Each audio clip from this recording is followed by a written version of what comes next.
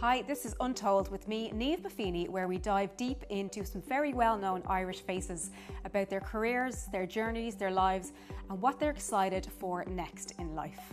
We also get to grips with some untold stories behind the scenes where they may not have shared before with the Irish public. You heard it here first on Untold with me, Niamh Buffini, downloadable from wherever you get your podcasts. Sophie Becker, welcome to the couch, my 400-metre golden girl. Thank you for having me. Oh, you're so welcome. Thanks for coming in.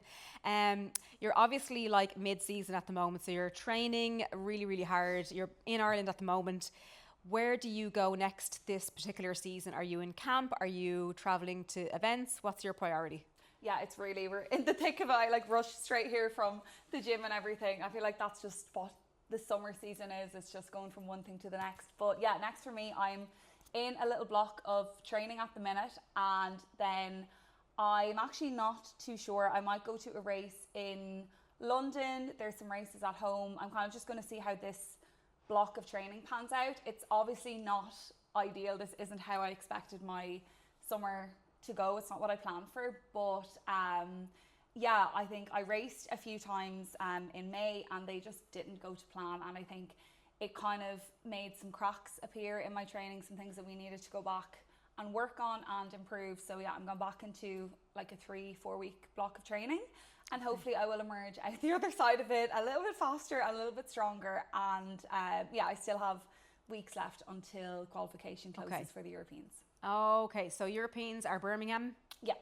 And what are your expectations for that? Your current PB for the 400 metre is 51:13. Yeah. Lightning speed, right? Yeah. But we all know in the world of athletics, like, the time matters, of course.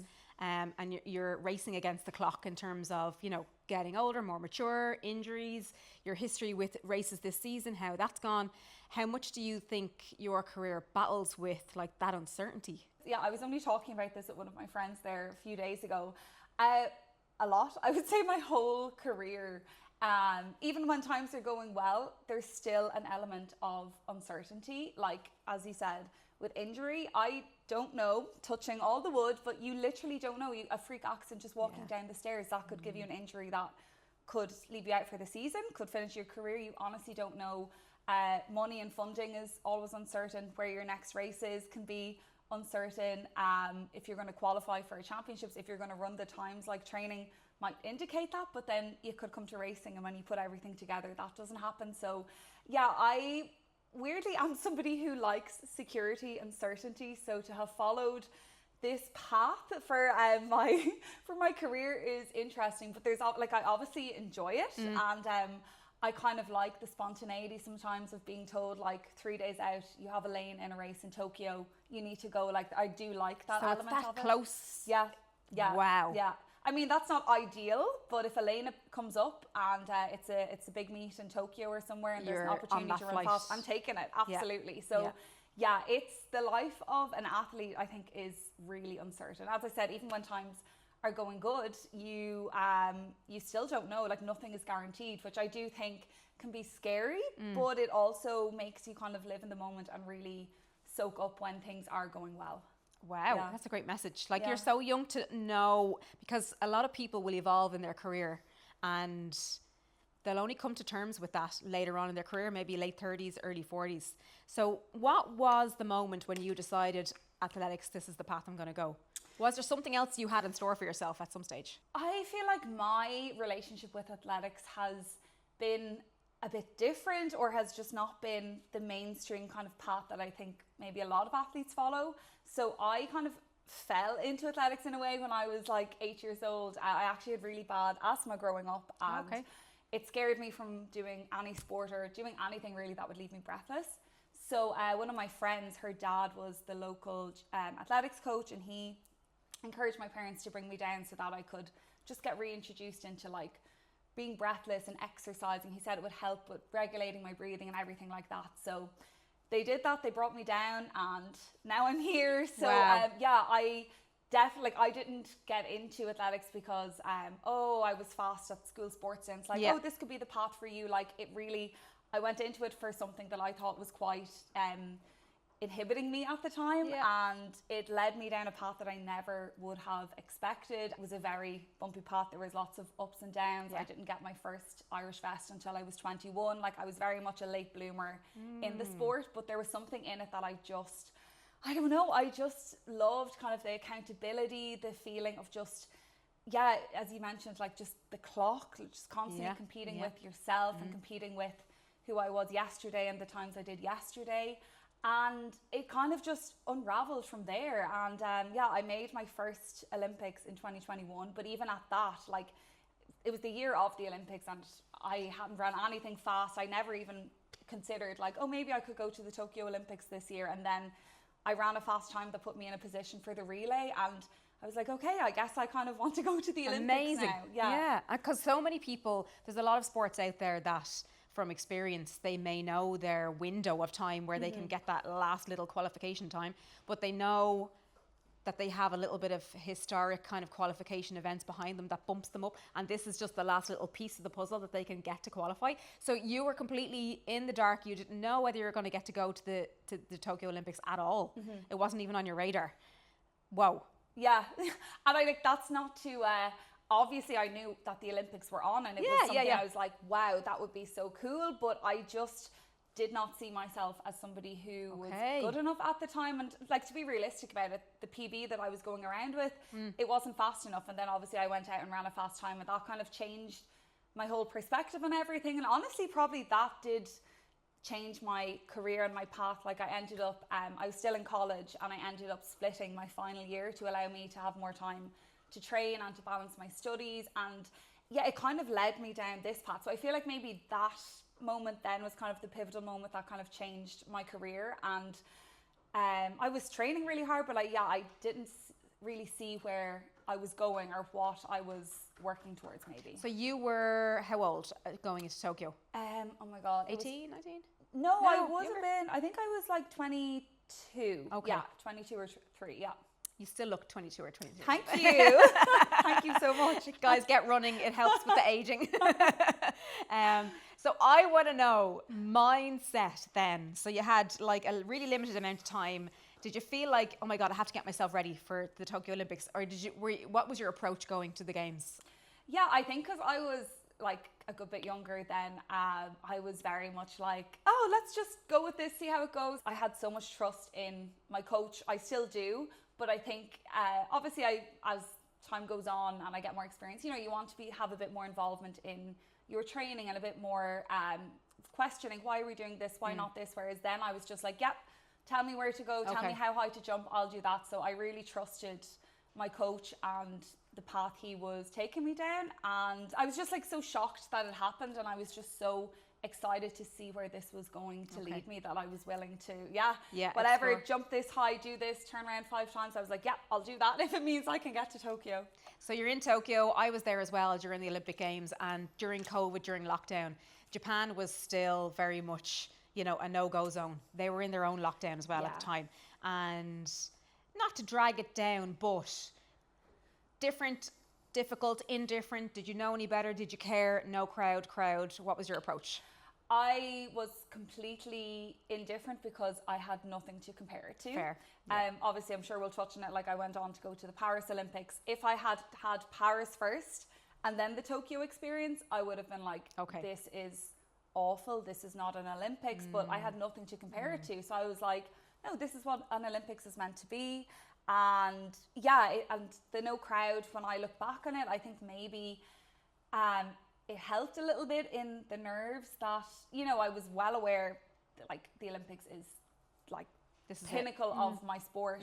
I was well aware of the pressure and what an amazing achievement it was, and maybe running with a full crowd with 80,000 people, maybe that wouldn't have helped. Maybe it would have brought out a better performance. I don't know, but I think at the time when I look back on it, I was a little bit happy to have an empty stadium and just have my teammates there and other crowds, like, or other teams. That was all I had to worry about. Yeah. There was nothing else kind of intruding your space, if you like. And that was the mixed relay, right? Yes. So Fast forward to Paris, you have many, you had an amazing European Championships where you guys won the silver medal, and it's just such an inspirational event. When you think back of all the events, sometimes I hear coaches and athletes say, yeah, the Olympics is amazing, but in my sport, the World Championships or the Diamond League or whatever it might be is actually the pinnacle event for us, because it's within the sport. The intensity and the level of competition is actually higher than it is, and that can happen in some sports. How do you find the difference between having competed in 2 Olympic Games now and the likes of the Diamond League or the Europeans or the World Championships?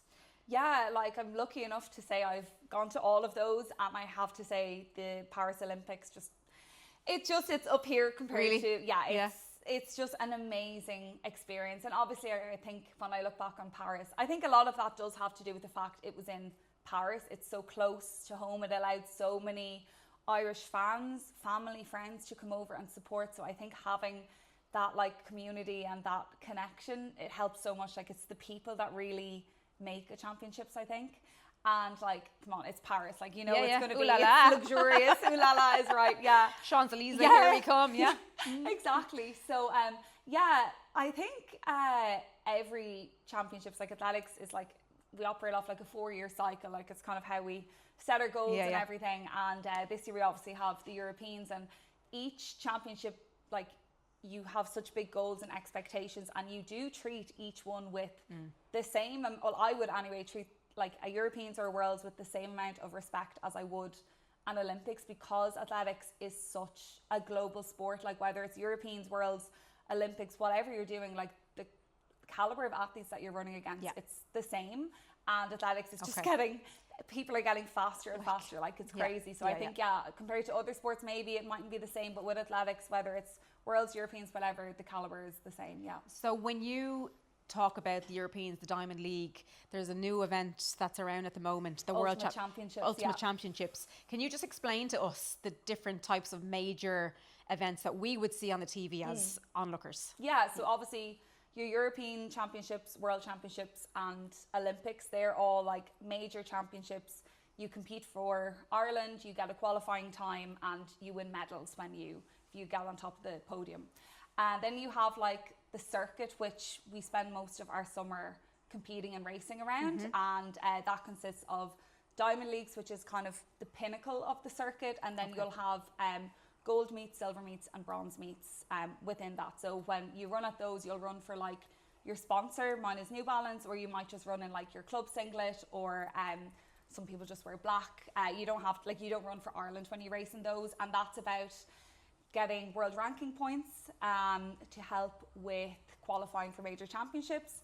You earn money if it's a big race, like kind of a Diamond League or a gold race, I should say. You'll get some good prize money. They're usually on fast tracks with fast athletes, so your opportunity to run fast is open to you. It's a lot better. Okay. But then sometimes, like, I do dip into, like I said, there's like bronze, silver and gold. Sometimes there's like, we call it a D meet. They don't really carry much points. They don't really carry much prize money or anything, but still you might get a fast race there. So I still like to dip into some of those sometimes. Essentially, there are opportunities for you to clock a PB if you want, if you need it or you want to do it. Exactly. Amazing. Okay. So in terms of, like, you've obviously got buckets of experience at these huge events, okay? And of course, we bring it home. You're always training, competing here in Ireland, in Dublin. When it comes to the biggest learning curve that you've experienced, or the biggest amount of growth that you've gone through your career, what point in time would that have been? And where did you come out the other side? How were you as Sophie Becker, the athlete? Yeah, I would say probably last year. So after the Paris Olympics and everything, we came back, we had our off season, and I went back to start back my winter season, and I found out I had a stress fracture in my navicular bone in my foot, which it's not a good bone. I mean, no stress fracture is good, but that one is really hard to heal because it's really low blood supply. It's really hard to heal. So I was in a boot for months.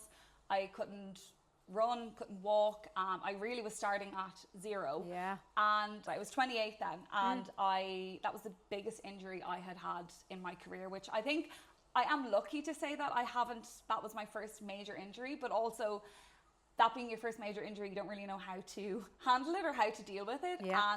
And when I look back on it now and reflect on it, I definitely was probably a bit depressed. I was very low. I was very down. I couldn't run. I had just made this decision to go all in, quit my job, go full time as an athlete, and now I can't run. Like, identity crisis.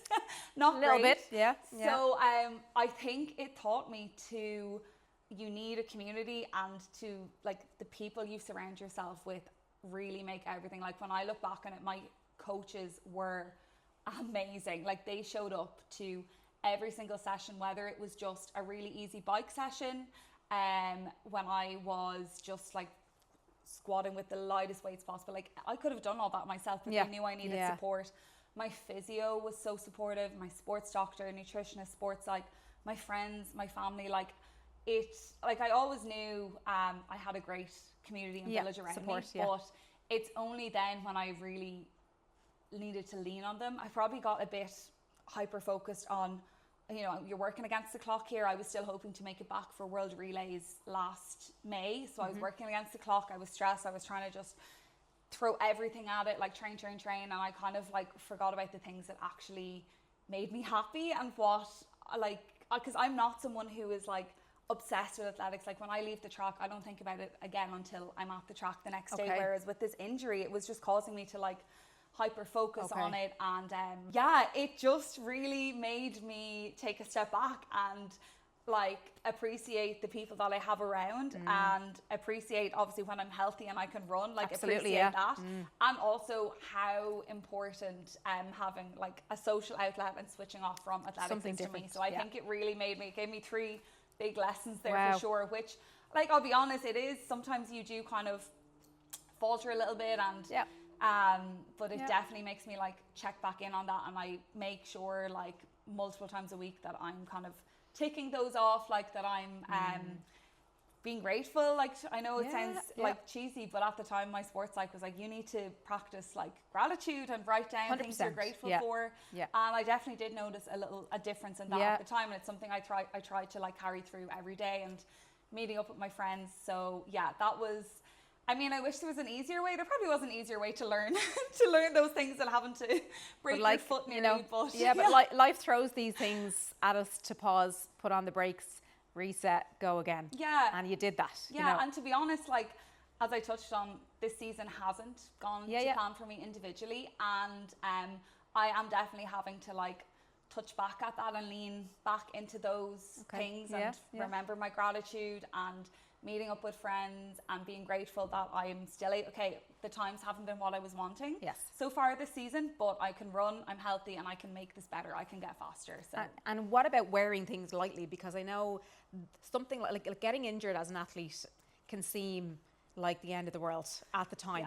But what about wearing things lightly, where you're like, okay, look, it is what it is right now. I can't put any pressure on this foot, but there's loads of other things I can do. Like, if it was to happen again, which, touch wood, we're touching all the wood. Oh my God. No, we don't even. Anyway, but if it was to happen again, like, what would your approach be? Would you change anything? And how would you wear? Would you wear it heavy, or would you wear it lightly? Or like, it's easy to say, oh, I've learned so much, and like, no, I would wear it well. I'd take it as it comes. But as I touched on, when there's so much uncertainty already in this field and everything, it's hard to do. I think I would maybe be a little bit more accepting of it, and not trying to force it. I just feel like when with my injury, when I had it, like, I was forcing so much, and I just felt like my body was kind of resisting all this force and pressure I was putting into it. So I would probably wear it a little bit better, as you said, and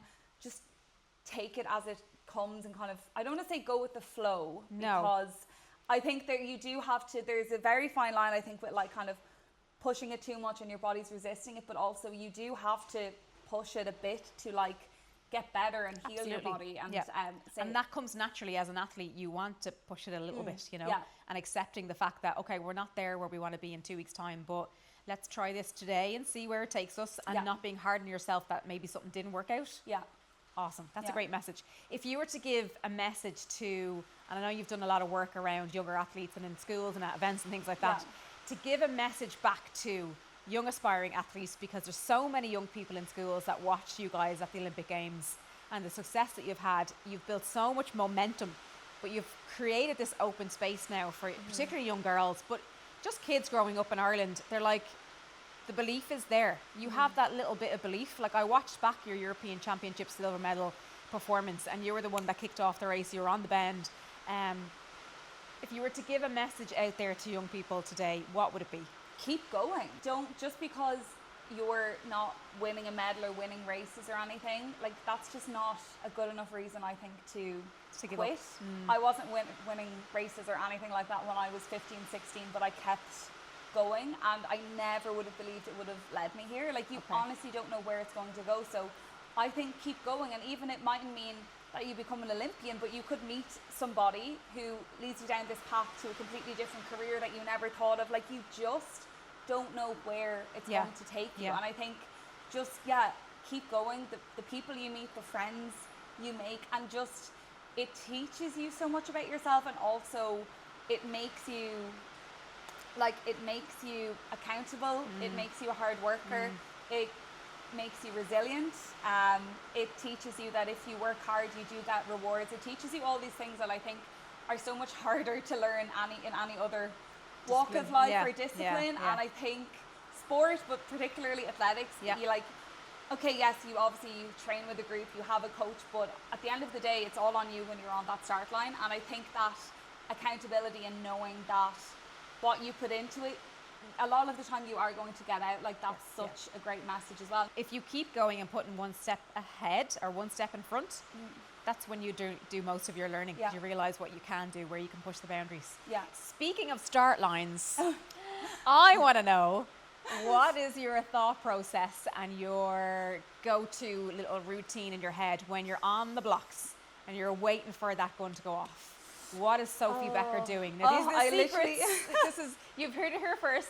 Secrets of Sophie Becker's start line thought processes. Let's go. I literally get nervous just even thinking about it. Oh my God. Honestly, probably not the best, but I'm like, don't false start. That's probably something that goes through my head. I'm like, don't false start. But then just positive self-talk, I would tell myself. So if I'm literally standing behind the blocks waiting for the starter to say, on your marks, I just usually have my hands on my hips. I'm swaying back and forth, and I'm like, you've got this. Blast out fast, like those first 60 meters, we call it like free money kind of.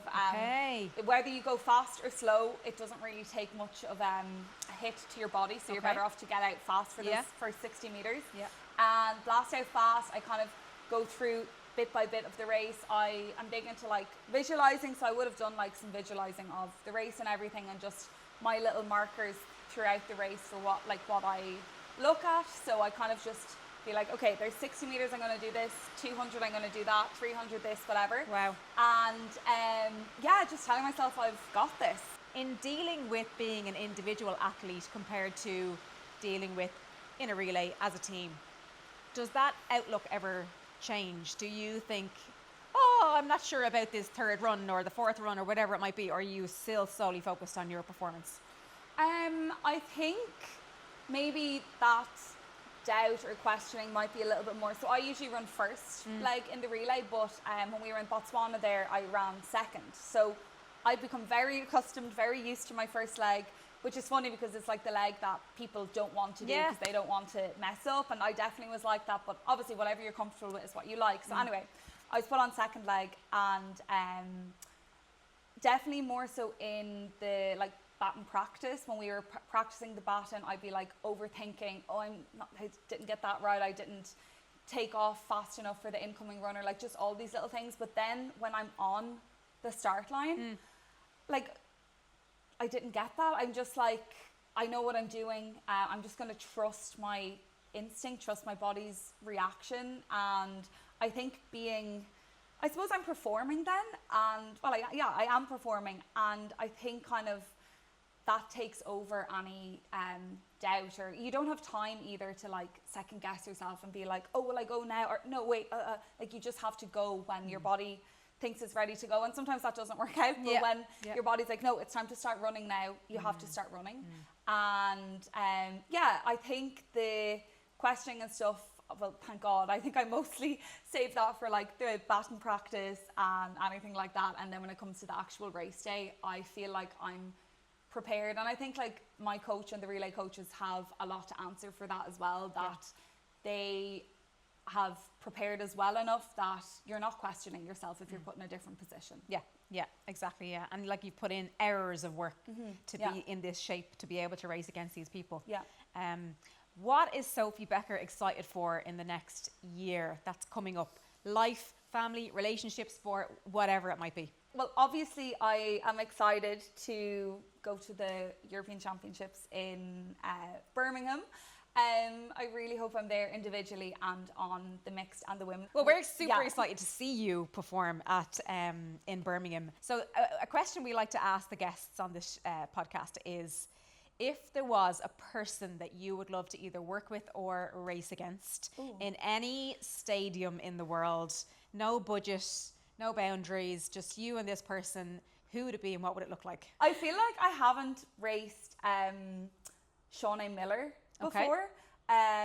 She's a Bahamian athlete and she's just phenomenal. Like she had a baby a few years ago and is just back now after that. And I don't think I've ever raced her in a World Champs or Olympics or anything like that. And I just think she's just like created such an amazing legacy. Like she's not retired yet or anything, but you can already see the legacy evolve. For sure. And to come back after having a baby, I think is just phenomenal.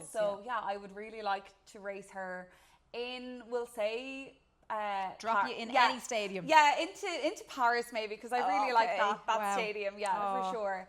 And I think that would be, she'd probably absolutely smoke me, but just to even talk to her and meet her afterwards and everything, I think that would be really nice. Just give her a little elbow on the track there and you can zoom past her. Well, Sophie Becker, it's been very intriguing and enlightening to get to know you a little bit more, and I wish you every success in the near future and in the future in general with everything in your life going on. I know you're super busy, so thank you so much for taking the time to come in to chat to us. Not at all. Thank you so very much. much. Well done. You.